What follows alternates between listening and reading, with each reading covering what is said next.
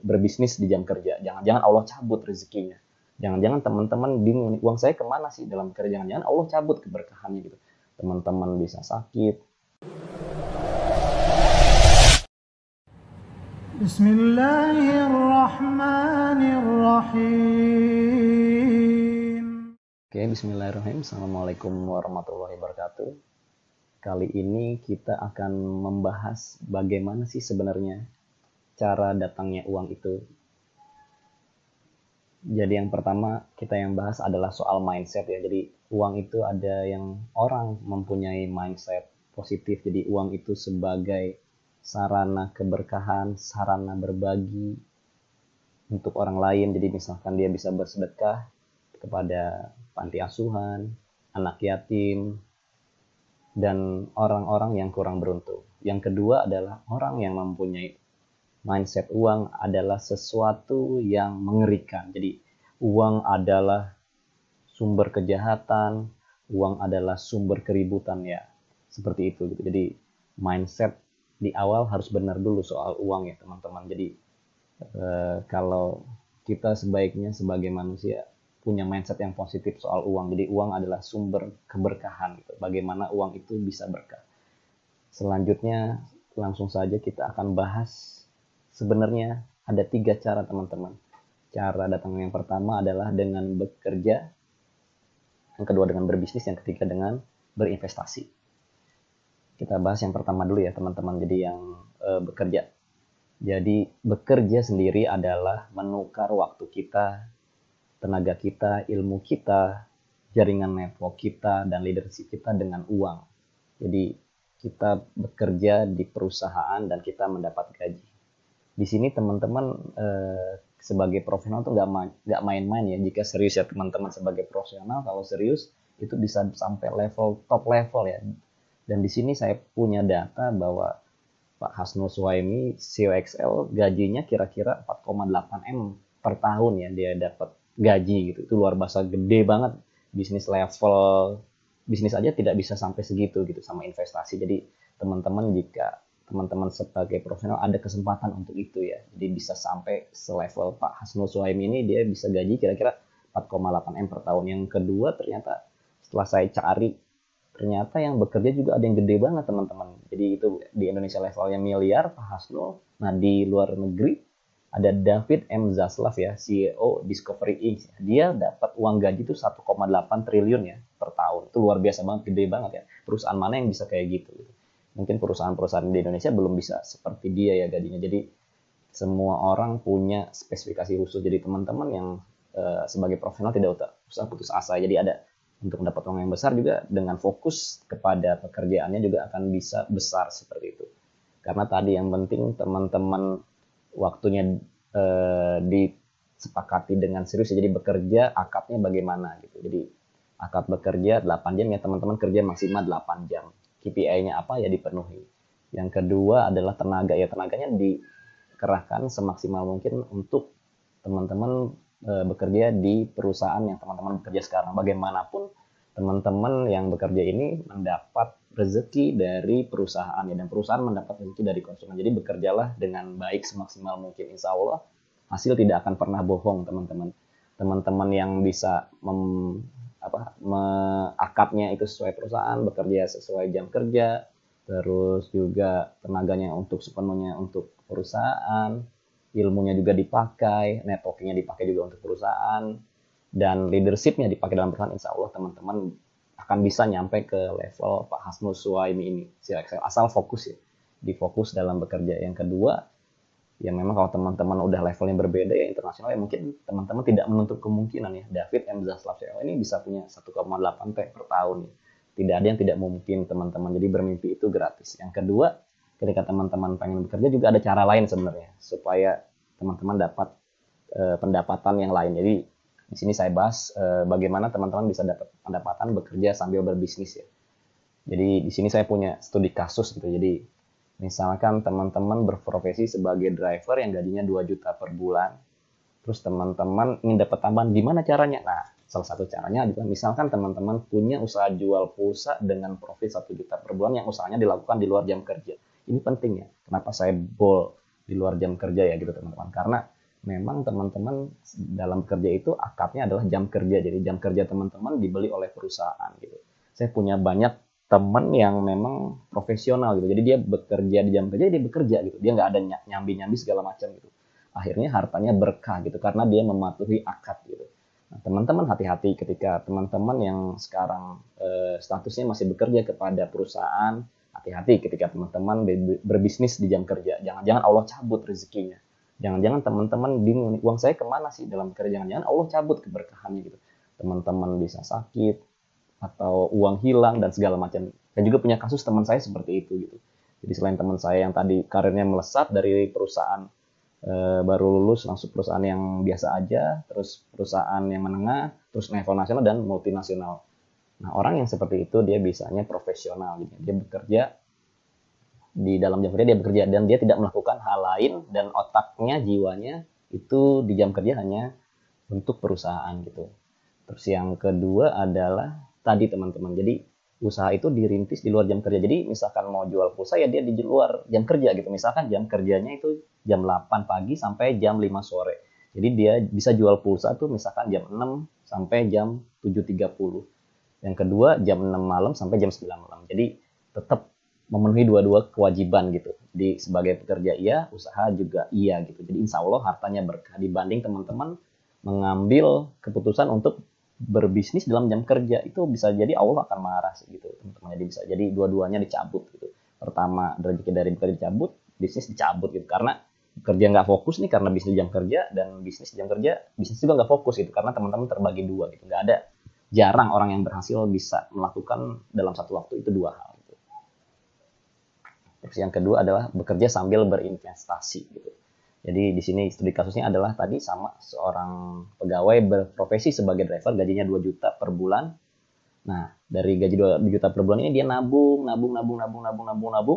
Akhirnya dia dapat bisa beli satu aset, misalkan dia beli satu kontrakan. Misalkan dari tabungan itu kontrakan seharga 12 juta ya, dibeli sama dia gitu, cash gitu. Akhirnya kontrakan seharga 12 juta itu dia sewakan gitu. Akhirnya dia dapat uang sewa 1 juta per bulan gitu. Keren banget ya. Jadi teman-teman ini lebih oke gitu daripada yang pertama tadi. Ini bekerja sambil berinvestasi menurut saya pilihan yang terbaik gitu karena kerjanya bisa fokus, investasi juga jalan sendiri gitu. Ini pilihan yang paling oke menurut saya. Jadi saya juga setelah beberapa hampir puluhan tahun ya berbisnis, saya punya pegawai yang berhasil di sini gitu. Jadi dia sebagai profesional bekerja di perusahaan saya dan dia punya kontrakan gitu. Jadi dia ketika dia bekerja dia fokus bekerja, dan ketika dia punya aset tadi punya kontrakan dia juga dapat pendapatan bulanan seperti itu. Jadi ini pilihan yang baik untuk teman-teman yang bekerja atau sebagai profesional. Terus yang kedua adalah dengan berbisnis. Nah, berbisnis sendiri adalah menukar sebagian waktu teman-teman dan modal teman-teman dengan dividen atau profit gitu. Jadi di sini ada contohnya ya. Jadi mungkin teman-teman familiar dengan Rudy Salim ya. Dia itu founder Image Motor Cars ya. Dividennya dia miliaran per tahun. Terus yang kedua nih teman-teman gak asing ya. Di Mark Zuckerberg ya, founder Facebook dan kawan-kawan IG dan lain-lain, dividennya triliunan per tahun gitu. Ini bisnis juga pilihan yang oke gitu. Cuman ya tadi bisnis itu perlu fokus ya teman-teman. Jadi biasanya saya menyampaikan kepada teman-teman saya yang bertanya, saya ingin bisnis gitu. Jawaban saya adalah bilang kalau bisnis tuh tidak bisa kamu memastikan dalam sebulan untung berapa, rugi berapa gitu. Jadi kadang-kadang minus, kadang-kadang impas, kadang-kadang untung gitu. Dan ini perlu fokus ya. Jadi nggak bisa bisnis itu disambi. Saya tidak pernah melihat pebisnis yang berhasil dengan disambi. Minimal dia harus fokus selama 2 tahun gitu, untuk bisa bisnisnya starting running well gitu. Dan siap dalam 2 tahun itu juga bisnisnya belum tentu berhasil gitu. Karena banyak banget variabel dari bisnis yang harus dipelajari oleh seorang business owner gitu. Jadi kuncinya adalah belajar sebagai seorang business owner. Jadi seorang pebisnis juga saya banyak ketemu nih teman-teman saya yang berbisnis, dia pengen tetap dapat pendapatan lain ya. Jadi misalnya dia berbisnis sambil bekerja gitu. Nah, di sini studi kasusnya Andre Taulani nih, teman-teman tahu lah ya. Dia ini sekarang jual beli mobil ya. Tapi sementara dia juga masih jadi MC ya di acara ini talk show, artinya dia berbisnis sambil bekerja gitu. Jadi dia dapat pendapatan dari jual beli mobil dan dia dapat pendapatan dari MC, dua-duanya pendapatannya gede. Ini seperti kasus yang oke gitu. Terus yang kedua, berbisnis sambil berinvestasi. Nah, ini saya punya kenalan ya, teman yang punya showroom mobil. Dia punya showroom mobil, akhirnya dia jual beli mobil dapat uang, terus dia beli ruko sebelahnya gitu. Di ruko sebelahnya dia sewakan ke temannya yang juga jual beli mobil. Jadi dapat pendapatan nih, dia dapat uang dari jual beli mobil dan dapat pendapatan dari sewa ruko di sebelahnya yang punya dia gitu, dari temannya. Nah, itulah teman-teman. Jadi berbisnis pun bisa dapat lagi pendapatan ya dari sambil bekerja atau sambil berinvestasi. Terus yang ketiga, berinvestasi. Nah, ini menurut saya adalah pilihan yang paling oke ya. Ada time freedom segala macam lah yang biasanya ada jargon-jargon seperti itu, investasi gitu. Jadi kalau investasi sendiri adalah menukar uang Anda, teman-teman, dengan sebagian kepemilikan saham atau dengan membeli properti yang bisa disewakan seperti itu. Jadi tapi untuk sampai ke tahap investor ini juga butuh effort teman-teman. Jadi teman-teman harus punya uang sejumlah X. Misalkan teman-teman mau beli ruko harga 150 juta gitu. Jadi teman-teman harus kerja keras dulu, terus dapat uang 150 juta, belikan ruko gitu. Nah, dari situ 150 juta bisa jadi disewakan setahun, itu 12 juta. Artinya teman-teman dapat sejuta setahun gitu. Di situ teman-teman bisa milih masih tetap kerja atau langsung pindah kuadran ke investor gitu. Atau dua-duanya jalan nggak apa-apa gitu. Nah, di sini yang saya tahu ya, di Indonesia yang saya tahu investasinya banyak ya adalah Pak Mardigu Wowik ya. Dia juga salah satu mentor dan guru saya ya. Jadi dia itu investor dari banyak perusahaan digital yang sekarang lagi happening banget ya. Jadi dia kemana-mana terkenal lah. Jadi ada Santara, Inspira, Business Hack dan lain-lain. Beliau ini investor yang oke gitu. Yang kedua, kalau di luar negeri sudah pada tahu nih kayaknya nih, Warren Buffett ya. Jadi ini merupakan bapaknya, moyangnya investor ya, Warren Buffett ini. Jadi dia adalah sekarang nomor 7 ya terkait di dunia, tapi dulu sempat nomor 1 karena dia memang bapaknya investor dunia. Dia dari 14 tahun sudah membeli kebun anggur dia teman-teman. Jadi dia sudah berinvestasi untuk itu gitu. Jadi kenapa dia bisa sukses sebagai investor karena dia sudah memulai dari kecil gitu. Jadi teman-teman yang punya anak atau teman-teman sudah ada harta ya berinvestasi, diajarin anaknya dari kecil untuk investasi.